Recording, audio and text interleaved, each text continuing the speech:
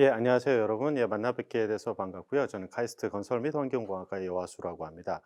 예, 오늘 보시면 이제 제가 오늘 말씀드릴 주제는 스마트 시티하고 그다음 미래 모빌리티 그리고 마지막 주제는 제가 빨간색으로 써놨습니다. 왜냐하면 이게 조금 더 중요하기 때문에 빨간색으로 써놨습니다. 어떻게 보면 앞에 두 단어보다 뒤에 마지막에 있는 미래 도시가 우리한테 훨씬 더 중요한 단어인지 모르겠습니다. 자, 저는 그 카이스트에서 주로 인공지능하고 모빌리티를 결합한 연구를 하고 있고요. 오늘은 스마트 시티하고 이 모빌리티에 대해서 한번 같이 생각을 몇 가지 나누어 보는 시간을 갖도록 하겠습니다. 예, 그럼 시작하겠습니다. 예, 여러분 스마트 시티 많이 들어보셨죠? 그러면 도대체 뭐가 스마트 시티지? 그럼 어떤 도시가 돼야 이게 정말로 스마트한 건가? 사실 이런 거에 대해서 아마 많은 궁금증들이 있으셨을 텐데요. 자, 스마트 시티는 여기 보시면 굉장히 그 쉬운 정의가 하나 있습니다. 뭐라고 되어 있냐면요. 빨간 글씨만 읽으시면 됩니다. IoT 센서. 예, 익숙한 말이죠. 인터넷 오브 띵스에 대한 센서들이 있고 그다음에 이 센서들로 도시의 구성 요소들을 연결하고 연결은 뭘로 하죠? 예, 인터넷이나 통신 수단으로 하겠죠. 그래서 IoT 센서하고 통신 수단 그리고 연결해서 데이터를 추출하고 이를 통해서 시민들의 삶을 개선한다. 이걸 보통 이제 스마트 시티라고 하는데요. 저는 사실 이 정의를 굉장히 싫어합니다. 자, 그런데 이 정의가 어디서 나왔냐면요. 밑에 보시면은 테크 리퍼블릭이라는 잡지에서 나온 정의입니다. 이게 저는 사실 이런 정의가 일종의 테크홀릭, 뭐 지금 뭐 생각에는 이제 기술에 약간 미친 사람들 그런 사람들이 내리는 정의라고 생각을 하고요. 저는 스마트란 개념이 더 나은 의사결정을 할 수 있는 능력, 저는 이게 바로 스마트라고 생각을 합니다. 또는 이걸 공학적으로 얘기하면요. 저희는 최적화라고 이야기를 합니다. 최적화는 우리가 가지고 있는 여러 가지 옵션들 중에서 가장 최고의 옵션이 뭔가를 선택할 수 있는 능력, 이게 최적화의 능력입니다. 그래서 제가 생각하는 스마트 시티는 철저하게 엔지니어적인 측면에서 엔지니어적인 데피니션은 이렇게 됩니다.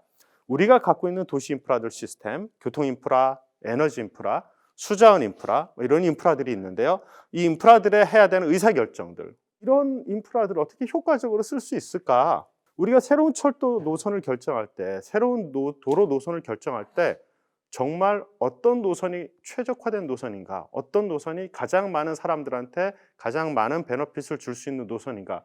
이런 것들을 어떻게 결정하죠? 굉장히 어려운 문제입니다. 여기서 결정을 잘해야지만 예를 들어서 한 도시가 한 지역이 발전을 할 수가 있습니다. 그래서 이러한 의사결정이 굉장히 중요한 것들인데요. 이런 의사결정들을 보시는 것처럼 계획 단계에서의 의사결정도 있고요. 그다음에 정책 단계에서 의사결정, 그리고 운영 단계, 제어 단계 이렇게 쭉 단계가 내려오면 내려올수록 우리가 해야 되는 의사결정이 조금 더 빨라지고 복잡해집니다. 그래서 이 의사결정을 잘하면 잘할수록 우리는 스마트한 도시에 살 수 있게 됩니다. 그래서 그걸 하자는 겁니다. 자, 그런데 4차 산업혁명이 바로 이런 방향인데요. 이런 방향에서 우리가 그럼 4차 산업혁명을 실제 스마트 시티에서 어떻게 구현할까? 보시면 가운데 뭐라고 써 있죠? 가운데 있는 것이 바로 가상 물리 시스템입니다. 이게 이제 저희가 CPS, 사이버 피지컬 시스템이다라고 이야기를 하는데요. 이게 뭐냐면요. 우리가 가상의 세계를 만들 거야. 근데 이 가상의 세계는 우리가 가지고 있는 피지컬 월드, 실제 세계하고 사실 똑같은 카피라는 거죠. 그래서 실제 세계에서 내가 무슨 일을 했다라면 가상 세계에서도 똑같은 일이 일어나고 가상 세계에서 내가 어떤 일을 했다라고 하면 다시 실제 세계에 그대로 반영이 되는 겁니다. 그러니까 요거를 우리가 다른 말로 하면은 이제 디지털 트윈이라는 개념을 이야기를 하는데요. 자, 이 디지털 트윈을 만드는 과정을 우리가 디지털 트랜스포메이션이라고 합니다. 그러니까 디지털 트랜스포메이션은 우리가 가지고 있었던 실세계, 그전에는 아날로그 세계였죠. 이 아날로그 세계를 우리가 가지고 있는 것들을 데이터화 시키는 것. 그래서 가상 세계를 만드는 게 바로 디지털 트랜스포메이션입니다. 자, 이렇게 가상의 세계로 모델링을 하는데 보시는 것처럼 교통 시스템 다 모델링해서 가상의 세계로 옮겨놔야 되고요. 수자원, 수처리, 에너지 이런 인프라들, 이런 모든 인프라들을 가상의 세계로 옮기는데 보통은 우리가 3D 모델하고 그다음에 BIM, GIS라는 걸 씁니다. BIM은 빌딩 인포메이션 모델링이라고요. 전에는 빌딩을 겉모양만 이렇게 이쁘게 만들었는데요. 이거를 부재 하나하나를 거의 실제처럼 만듭니다. 그리고 부재 하나하나에 이게 속성을 넣어놓는 거죠. 아, 얘는 얼마짜리 부재, 그리고 얘는 어떤 속성을 가지고 있고, 그다음에 이 부재의 현재 상태는 어떻고, 요거를 이제 BIM으로 모델링을 해서 넣어놓습니다. GIS는 이제 Geographic Information System입니다. 이거는 지리정보 시스템인데요. 그 지도 기반으로 여러분들 많이 사용하시는 내비게이션, 오실 때 내비게이션 켜고 오셨으면 여러분들이 이제 GIS를 한 번씩은 사용을 하시는 거고요. 뭐 구글 맵, 네이버 맵, 카카오 맵 이런 것들 다 GIS가 기본이 되는 시스템들입니다. 자, 그러면 우리가 스마트 시티를 어떻게 만들 거냐? 요거는 이제 제가 그 뭐 주장하는 스트럭처인데요. 저렇게 한 최소한 6가지 정도는 만들어야 우리가 좀 스마트하다고 할 수 있지 않을까라고 하는 겁니다. 그래서 어떻게 되냐면요. 맨 처음에는 우리가 데이터를 라이브로 얻는 거죠. 이 두 번째 단계가 뭐냐면요. 이제 실제 데이터를 가지고 진단을 하는 단계입니다. 이 진단을 할 때는 우리가 주로 딥러닝을 많이 사용을 합니다. 그래서 여러분들 혹시 나중에 AI 쪽에 관심이 있으시면 AI를 가지고 현재 상태가 정확하게 무엇인지를 알아내는 것, 이 진단에서부터 모든 일이 시작이 됩니다. 그리고 진단을 하고 나면 그 다음에는 미래 상태를 예측을 해야 되는데 이 예측할 수 있는 방법은 우리가 주로 사실은 데이터를 가지고 합니다. 물론 여기도 AI가 결합이 되고요. 자, 그럼 미래 상태를 알 수 있겠죠. 그럼 굉장히 편합니다. 그런데 우리가 이게 디지털 튠이 되려고 하면은 두 가지가 더 있어야 됩니다. 하나는 실제 3차원 모델, BIM이나 GIS 같은 것들이 있어야 되고요. 그리고는 시뮬레이션이 있어야 됩니다. 시뮬레이션은 뭐냐면 우리가 갖고 있는 지식, 그건 데이터 기반은 아닙니다. 데이터로 모든 걸 해결하겠다는 것이 아니라 우리가 알고 있는 지식을 모아서 미래는 어떻게 될 거다라고 예측하는 게 시뮬레이션입니다. 그래서 이 시뮬레이션에서는 예를 들어 교통 같은 거 우리가 시뮬레이션 할 수 있습니다. 물론 데이터로도 할 수 있지만 그런데 예를 들어서 중간에 사고 같은 게 날 수 있잖아요. 그러면 데이터 기반의 예측은 다 틀립니다. 그래서 시뮬레이션을 통해서 우리가 좀 더 예측을 보완할 수 있습니다. 그래서 미래에는 데이터 기반의 예측과 시뮬레이션 기반의 예측 이 두 가지 방법을 같이 써서 하는 예측이 주류가 될 겁니다. 그리고 그 다음에 맨 마지막으로 AI가 한 번 더 필요한 곳이 있습니다. 여기가 언제냐면요. 나중에 하나하나 컨트롤할 때 이때 AI가 또 한 번 또 필요합니다. 그래서 이러한 프레임워크를 만들어 놓으면 자, 이건 이제 공통되는 프레임워크입니다. 그 분야가 에너지가 됐든 교통이 됐든 아니면은 뭐 그 도시계획이 됐든 어느 분야가 됐든지 이런 기본적인 프레임워크. 그래서 저는 이거를 디지털 인프라스트럭처라고 부르고요. 이런 걸 만들어 놓으면 우리가 스마트 시티를 정말로 스마트하게 만들 수 있을 겁니다. 예, 지금 보시는 그림은 사실은 인공지능 기반의 신호 제어입니다. 이거는요, 저희가 교차로에 이렇게 카메라 같은 거 설치해 놓고요. 카메라로 그 교차로의 상태를 진단을 합니다. 그래서 진단을 한 다음에 이 정보를 이용해서 신호를 제어하는 방법이고요. 이때 우리가 그전에는 우리가 여러 가지 알고리즘을 사용을 했었습니다. 그래서 여러 가지 알고리즘을 가지고 이쪽 신호를 해라, 저쪽 신호를 해라 이렇게 제어를 했었는데 자, 이제는 이 일을 인공지능이 대신하게 되었습니다. 자, 그러면은 다음 시스템 하나 더 보여드리겠습니다. 이건 이제 포장관리 시스템인데요. 이 포장관리 시스템이 어떻게 보면 스마트 시대의 굉장히 대표적인 그 모든 프로세스를 다 가지고 있습니다. 맨 처음에 보시면은 옛날에는 어떻게 했냐면요. 이게 그 차량에 레이저 프로파일러라고 달아가지고요. 레이저로 이제 그 포장면을 아주 세밀하게 봅니다. 그러다 보니까 무슨 일이 생기냐면 이거 데이터가 엄청나게 많습니다. 그 레이저로 쫙 밀고 다녀야 되니까 이게 한 3년은 돌아야 도시 하나 정도 다 할 수 있습니다. 그러다 보니까 이게 굉장히 활성화되지 못했죠. 자, 그래서 우리 왜 그렇게 하느냐? 우리 그렇게 하지 말자. 이제 요즘 세상에는 우리가 레이저 프로파일러라는 비싼 장비를 쓰기보다는 차라리 드론을 쓰자. 자, 드론을 쓰면 어떻게 되냐면요. 드론이 대략 한 30m 정도 고도로 날고 그 다음에 고해상도 카메라를 가지고 있으면은 요 포장면에 있는 크랙이 잘 보입니다. 이건 저희가 테스트를 다 해봤어요. 그랬더니 그 크랙 나간 것들이 쭉 잘 보이고 자, 그렇게 되면 사실 우리가 요 포장면 밑에서 무슨 일이 일어나는지는 잘 몰라요. 잘 모르지만 최소한 우리가 이 데이터를 쌓아놓고 있으면은 언제쯤에 포토홀이 생길지는 대충은 우리가 짐작을 할 수 있습니다. 그래서 그걸 시스템으로 만들자는 겁니다. 그래서 만들려고 했더니 도로를 드론이 찍었어요. 근데 문제가 뭐냐면 도로는 안 찍히고 차만 찍히겠죠. 이렇게. 그게 문제예요. 그래서 어떻게 하냐면 이제 물론 이제 그 드론이 찍으면서 동영상으로 찍기 때문에 사진들 여러 장을 찍습니다. 여러 장에서 이제 차들을 싹 없애는 거죠. 생선에 가시 바르듯이 그렇게 싹 발라낸 다음에 다시 영상을 합성합니다. 자, 그렇게 영상을 합성해서 도로가 없는 이미지를 차량이 없는 이미지를 만들어내고요. 그다음에 그걸 가지고 포장 상태를 주기적으로 관측을 하는 겁니다. 그래서 주기적으로 관측을 하고 여기다 이제 인공지능을 넣고요. 보시면 이제 여기 포장 상태가 보이죠? 이렇게 보시면은 이제 악어 등껍 그 악어 등처럼 이렇게 쭉쭉 갈라지는 크랙들을 보실 수가 있습니다. 그래서 이렇게 되면은 우리가 상태가 굉장히 안 좋아지고 있다. 이런 식으로 해서 인공지능까지 넣어서 할 수가 있습니다. 자, 그러면은 이제 다음 주제 말씀드리겠습니다. 자, 그럼 여태까지 제가 스마트 시티에 대해서 말씀을 드렸는데요. 자, 그럼 이런 스마트 시티 안에서 그럼 스마트 시티에서 미래 모빌리티의 방향은 어떻게 될 것인가 한번 알아보도록 하죠. 예, 자율주행 자동차 보시는 것처럼 이렇게 많은 센서들이나 장비들이 있어야 됩니다. 뭐 GPS, 라이다, 레이더, 그다음에 비디오 뭐 이런 센서들이 쭉 있어야 되고 센서가 수십 가지가 들어갑니다. 그러다 보니까 아직까지는 굉장히 자율주행 자동차는 비쌀 수밖에 없고요. 이걸 저희가 자율주행 자동차를 예를 들어 실험용으로 하나 딱 만든다 그러면은 최소 2억에서 5억 원 정도 들어갑니다. 근데 그게 아직 그러니 아직은 이제 시장성이 없다라고 봐야 되겠죠. 그런데 이게 대량 생산이 되면은 계속 싸지겠죠. 자, 그다음에 이제 디지털화고요. 보시는 것처럼 이렇게 이제 우리가 갖고 있는 모든 도로들을 디지털로 옮기는 겁니다. 이렇게 디지털로 옮기게 되면 우리가 예측하기 굉장히 쉬운 거고요.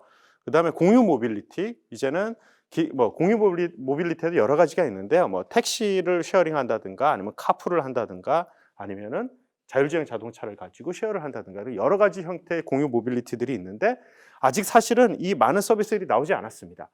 대표적인 우버 같은 모델들만 나왔고요.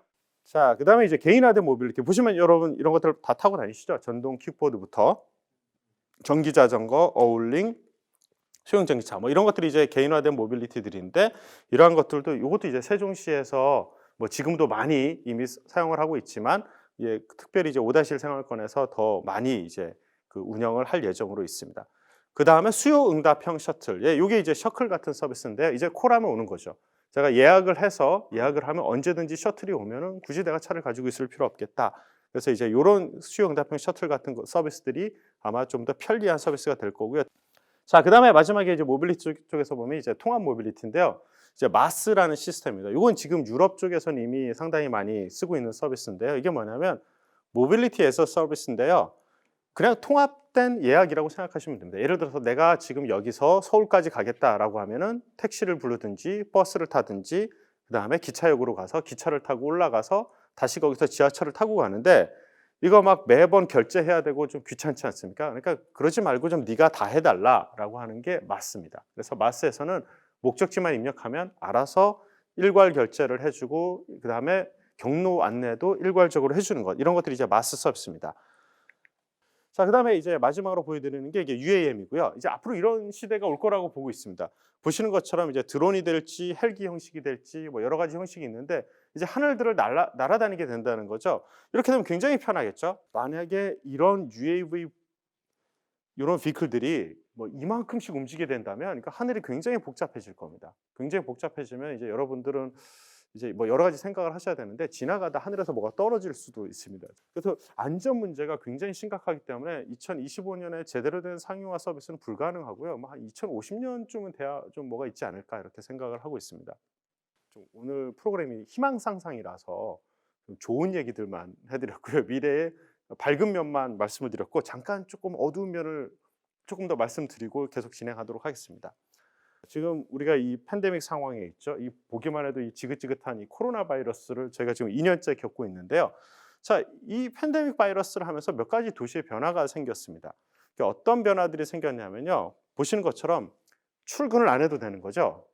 전에는 절대 있을 수 없었던 일입니다. 이제 리모트 워크가 그전에는 개념으로만 있거나 아니면 일부만 사용을 하다가 이제는 알게 된 거죠. 그 얘기는 뭐냐면 재택근무를 해도 되겠구나라는 인식이 생기기 시작했다는 겁니다. 자, 그래서 제 생각에는 앞으로 삶의 패턴이 굉장히 바뀔 거고 4차 산업혁명을 하게 되면 결국 로봇이 생산성을 향상시키게 될 거고 결국은 인류는 우리 인간들은 노동시간의 단축으로 이어질 겁니다. 이제는 이러한 시대적인 변화, 사람들의 이게 도시의 변화를 그럼 어떻게 수용을 해야 될 거냐, 그럼 지역 인프라를 어떻게 만들어야 될 거냐, 저는 그게 조금 더 스마트한 시티가 되지 않을까 이렇게 생각을 하고 있습니다. 예, 오늘 강의는 여기까지로 마치겠습니다. 그 다음에 네, 감사합니다.